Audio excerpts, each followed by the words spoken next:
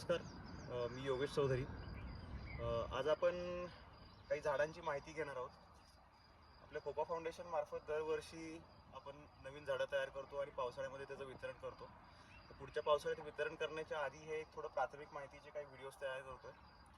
इथे आपण सातवणीचं झाड बघू शकतो आणि त्यासोबत हा लिंबारा पण आहे.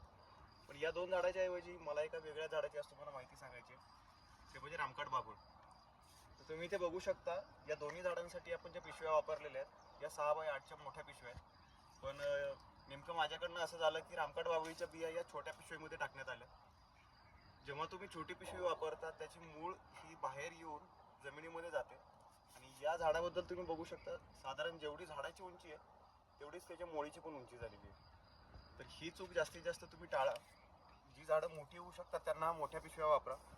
कारण आता माझ्याकडे असलेली दोन्ही रामकाठ बाभळीची झाडं खूप खूप उत्तम प्रतीची आहेत, पण दोन्हीच्या मुळ्या व्यवस्थित मी एक्स्ट्रॅक्ट करू शकल्यामुळे ही झाडं जगू शकतील. तर पिशव्यांची निवड ही योग्यपणे करा आणि जास्तीत जास्त त्याची मुळी जमिनीत जाणार नाही याची काळजी घ्या. धन्यवाद.